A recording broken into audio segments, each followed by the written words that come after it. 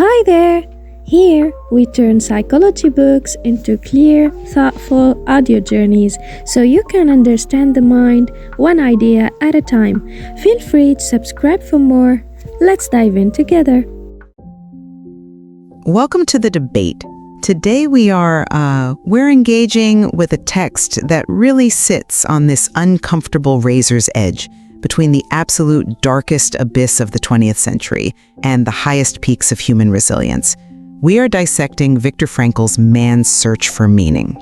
Yeah, and it is a memoir of the Holocaust, undeniably. But to view it only as a history book is to miss the point entirely. Frankl was a psychiatrist who spent 3 years in Auschwitz, Dachau, and other camps. And he didn't just observe the horror, he treated the camp as a sort of grim laboratory. Right. He walked out of that living hell with a theory he calls logotherapy. It's this conviction that the primary motivational force in man isn't pleasure, as Freud said, or power, like Adler said, but the will to meaning. And that brings us to the central tension we really need to resolve today, the question of universality. Frankl presents a philosophy of what he calls tragic optimism. He argues that even when you are stripped of everything your name, your clothes, your hair, your health, you retain one absolute freedom, which is the ability to choose your attitude. Exactly. So my position today as the Stoic optimist is that this is the fundamental, universal mechanism of human survival. I'll argue that this will to meaning applies universally, whether you are facing the crematoriums or, a midlife crisis in a corporate boardroom. And that is exactly where I have to draw a hard line. I'll be approaching this as the skeptical realist today. Look, I have profound respect for Frankl's survival, obviously, but I worry about the universal application of these lessons. How so? Well, there is a distinct danger in mapping the survival strategies of the gas chambers onto modern everyday neuroses. When we tell a clinically depressed person or someone facing systemic poverty that attitude is everything, are we empowering them? Or are we just ignoring the crushing weight of biological and environmental determinism? I don't believe it ignores biology. I believe it transcends it. But let's stake out our positions a bit more clearly before we dive into the exact mechanics. I am arguing for the absolute validity of the last of the human freedoms. Okay? Frankl writes explicitly about the men who walked through the huts, comforting others, giving away their last piece of bread. He admits they were few, but he argues that their mere existence offers sufficient proof that everything can be taken from a man but one thing, the ability to choose one's attitude in a given set of circumstances, to choose one's own way. But you can't just gloss over the few in number part. Frankl admits that the vast majority of prisoners eventually vegetated. They fell into apathy and died. My position is that we cannot build a universal psychology based on the outliers. The saints. I wouldn't call them saints. Well, they were exceptional. Frankl rejects what he calls pandeterminism, which is the idea that we are just the sum of our genetics and environment. But reading his own descriptions of the camp, the starvation, the typhus, the edema, it seems abundantly clear that for 99% of people, conditions do determine behavior. My argument is that while the will to meaning is a noble ideal, it has severe limitations when pitched against the hard reality of biological breaking points. I think you are really underestimating the capacity of the human spirit to defy those breaking points. Frankl's central thesis isn't that we are free from conditions. He knows we aren't. He argues we are free to take a stand toward those conditions. Right, the attitude. Exactly. But let's get into the specific friction between the camp experience and modern life, because Frankl makes a comparison there that I know is quite controversial. You're referring to the gas analogy? I am. I think it's one of the most insightful parts of the text regarding the relativity of suffering. Or the most problematic. Let's quote the text directly so we are being fair to the material. Frankl writes, quote, "Suffering completely fills the human soul and conscious mind, no matter whether the suffering is great or little. Therefore, the size of human suffering is absolutely relative." End quote. He compares it to a gas pumped into a chamber. It fills the space evenly regardless of the chamber's size. And he uses this to equate the stress of modern life with the suffering of the camp prisoner. I don't see it as equating the events themselves, but equating the occupancy of the mind. It validates the subjective experience of pain. If you are going through a divorce or massive career collapse, that suffering fills your horizon just as completely as the camp filled the prisoner's horizon. It allows us to take modern suffering seriously without feeling guilty that it isn't Holocaust-level pain. But does that really hold up to scrutiny? I mean, in the camp, Frankl describes a loss of value so total that the prisoner descends to the level of animal life. He talks about cultural hibernation and the regression to primitive instincts just to eat. Yes, the stakes were life and death. More than that, the stakes were the total loss of one's humanity, of becoming the plaything of circumstance. In modern life, when we suffer from what Frankl calls the existential vacuum, boredom, lack of direction, the suffering fills our mind, yes, but the stakes are not the same. We are not facing the gas ovens. I really worry that by using this gas analogy, we trivialize the Holocaust just to make a point about modern anxiety. I strongly disagree that it trivializes the Holocaust. I think it highlights the lethality of the modern condition, just in a different form. Frankl isn't saying the external conditions are the same. He's saying the internal demand on the human spirit is structurally similar. Look at his concept of the existential vacuum. This is crucial for us to understand logotherapy. Go ahead and define that for us clearly, because it can sound a bit abstract. Sure. So Frankl argues that mankind has suffered a twofold loss. First, deeply in our history, we lost the basic animal instincts that tell us what we must do for survival. Second, in more recent times, we lost the traditions that tell us what we should do. So now modern man often doesn't know what he wants to do. Hence the vacuum. Exactly. He falls into the existential vacuum. He either does what others do, which is conformism, or does what others wish him to do, which is totalitarianism. The suffering of a life without meaning, which he calls neogenic neurosis, is a genuine form of spiritual torture. Right. Neogenic, meaning originating from the mind or spirit, specifically the frustration of the will to meaning, rather than, say, a chemical imbalance or a clash of the id and ego. Exactly. It's not a disease in the medical sense. It's a spiritual crisis. And Frankl argues that this naked existence in the modern world requires the exact same mechanism to solve as the naked existence of the camp. You have to find a meaning to fulfill. It is suffering, I grant you that, but Frankl describes the prisoner as having nothing to lose except his so ridiculously naked life. The modern person is burdened by too much choice, too much safety, too much time. But that burden is exactly what causes the neurosis. I hear that, but Frankl notes that in the camp, the existential vacuum wasn't the problem. The problem was immediate survival. The will to meaning in the camp was a survival tool to keep your body from shutting down.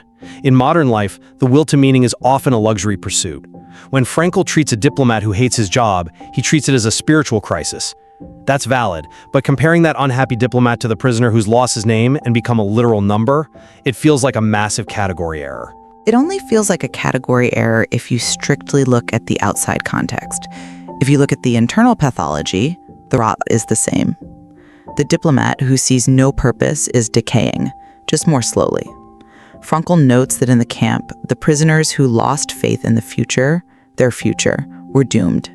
They decayed physically. The lesson is that we must find a specific meaning for our specific lives. Life, Frankl says, does not mean something vague, but something very real and concrete. Let's look at how we find that meaning then, because this brings me to my second major point of contention, the distinction between unavoidable and avoidable suffering. Frankl is actually very careful here, and I think his modern followers often miss this distinction entirely, which leads to a sort of toxic positivity. You're referring to his warning about masochism? Precisely. Frankl writes that suffering is only meaningful if it is absolutely necessary. He gives the example of inoperable cancer. In that case, you have the chance to actualize the highest value, to fulfill the meaning of suffering by bearing your cross with dignity. But he explicitly says, and this is key, to shoulder a cross that could be removed is masochism rather than heroism. That is a crucial distinction, I agree. Logotherapy is not about rolling over and accepting abuse. It demands action first. But think about how this is applied by the layperson today. Frankl uses the story of the elderly general practitioner who was severely depressed after his wife died. Frankl asked him, what would have happened if you had died first?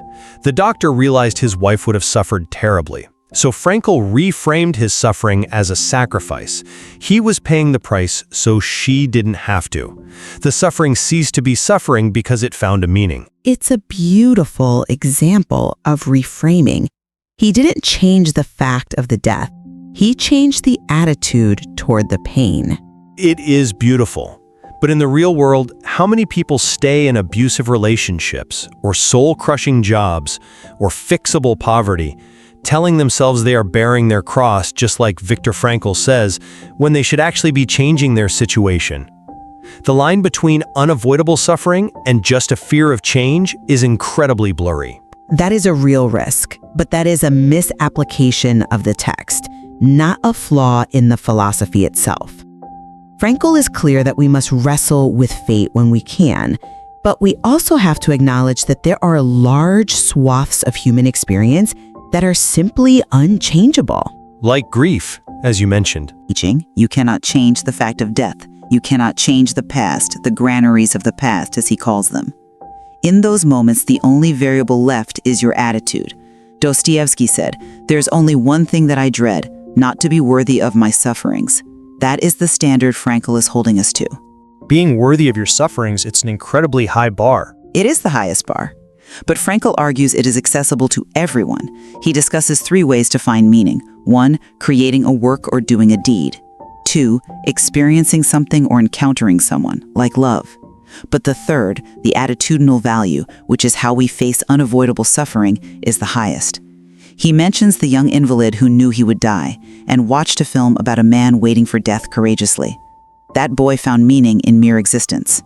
To say that this is masochism is to misunderstand that for many, the suffering is the life task. My concern remains that it places a tremendous burden of responsibility on the sufferer. If you are crushed by your circumstances, logotherapy almost implies it's because you failed to choose the right attitude. This leads to what he calls the categorical imperative of logotherapy, which I actually find to be one of the most practical tools in the book. He says, live as if you were living already for the second time, and as if you had acted the first time as wrongly as you are about to act now. It's a bit of a brain twister. It's a brilliant visualization. It forces you to step out of the moment, look at the consequences of your inaction, and realize you have the power to change the outcome now, before it becomes the unchangeable past. It forces responsibility. It forces a hyper-awareness that can be paralyzing, and this links to my third and perhaps darkest point: the fragility of this will to meaning when pitted against actual biological reality. The breaking points. Right. Frankl tells the story of the suicide prevention cases in the camp. He had to restore the will to live in 2 men. He reminded one that his child was waiting for him in a foreign country. The other, a scientist, had a series of books that only he could finish. Yes, life was expecting something from them. That was the key shift. But consider the counterexample Frankl gives, which I find genuinely haunting. The story of the senior block warden, a composer who had a dream that the war would end for him on March 30th. He was full of hope and faith. But as the date approached and the news from the front was bad, he grew ill. On March 29th, he became delirious. On March 30th, he lost consciousness. On March 31st, he died of typhus. A tragic loss of hope. But look at the actual mechanism. Frankl argues that the loss of hope lowered his resistance. But as a realist, I look at that and see a man who was killed by a bacterium. His psychological state might have played a role, but the philosophy suggests that if he had just maintained his meaning, he would have survived typhus without medicine. That feels like a very dangerous overstatement of the mind's power over the body. It borders on magical thinking. I interpret that story completely differently. Frankl uses it to prove that the mind and body are inextricably linked, not that the mind is magic. He says, the prisoner who had lost faith in the future, his future, was doomed.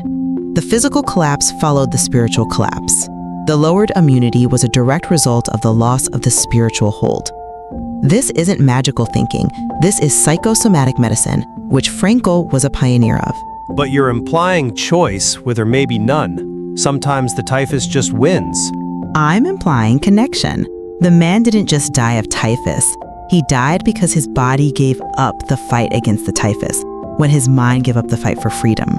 Nietzsche's quote is the absolute backbone here. He who has a why to live can bear with almost any how. The how was the typhus. The why was the release date. When the why vanished, the how killed him. Almost anyhow. That word almost is doing a lot of heavy lifting. My point is that there are hows that crush the why regardless of your attitude. Frankl admits that the best of us did not return. He admits that luck played a huge role, left or right in the selection line. But his philosophy focuses so heavily on individual responsibility that it risks survivor bias. It suggests that those who died gave up, and those who survived found meaning. I really don't think he suggests that at all. He explicitly states that he is not speaking of the martyrs or the saints, but of the average prisoner. He acknowledges that survival was often a matter of pure chance. However, he is interested in what happens within that chance.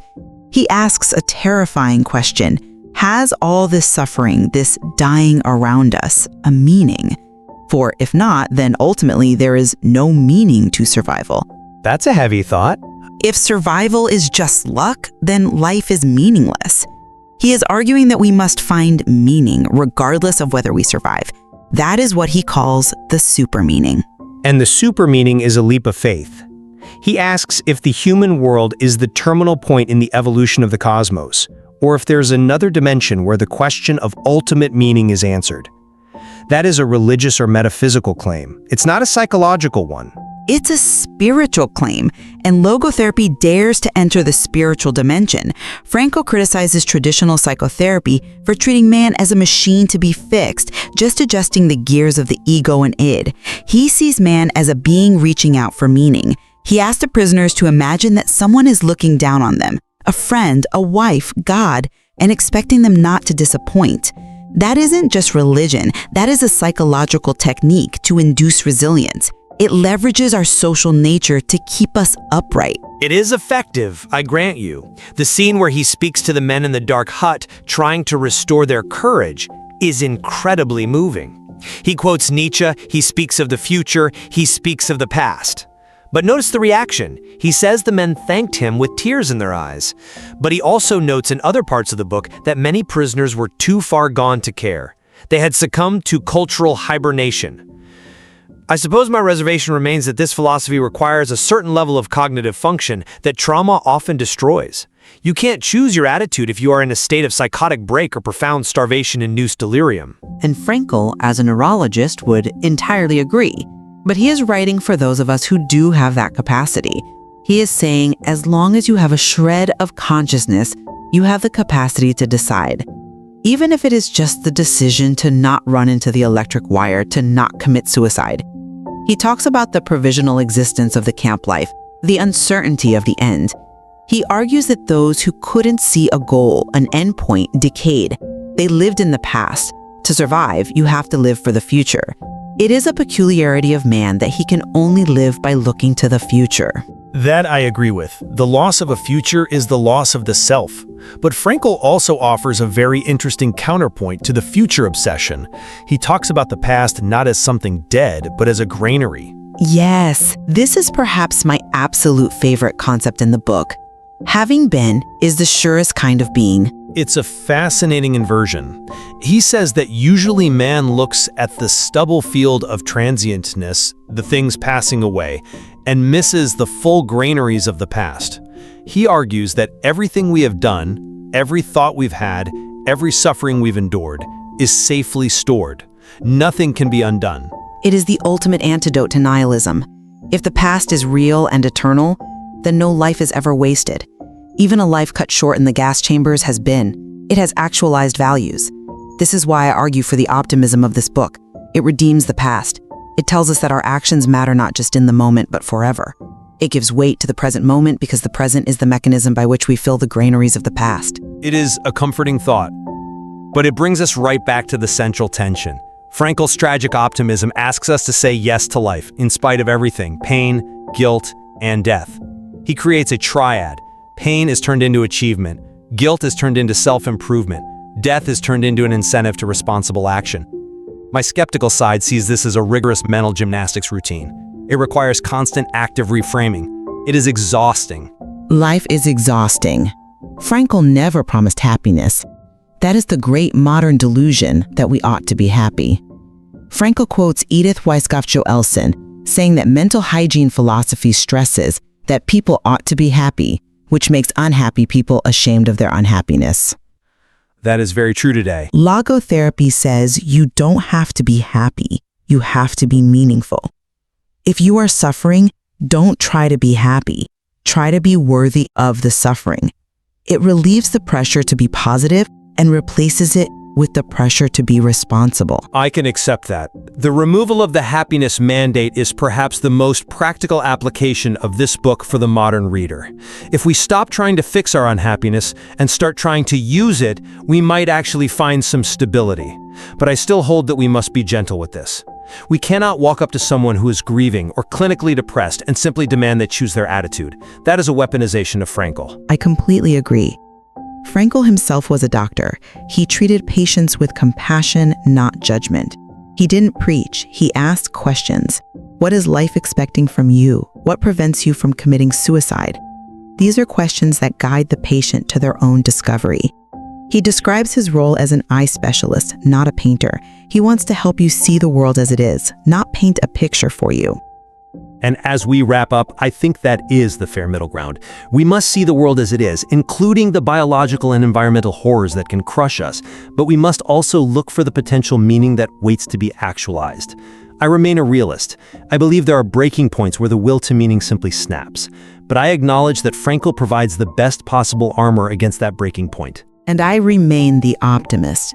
I believe the human spirit, as evidenced by Frankl and those few who gave away their bread, is capable of defying the breaking point. The text stands as a testament that even in the deepest darkness, we can light a candle. So, where do we leave our listeners? I would suggest that Man's Search for Meaning is a book that demands a total reversal of our perspective. Exactly. The Copernican turn. We must stop asking what we expect from life and start asking what life expects from us. We are being questioned by life, daily and hourly. Our answer must not consist in talk and meditation, but in right action and in right conduct.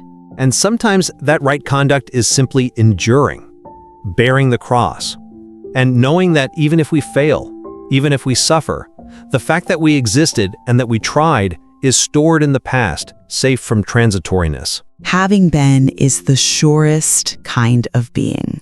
Thank you for joining us on The Debate. We hope this discussion has helped you find a new perspective on your own search for meaning. Until next time.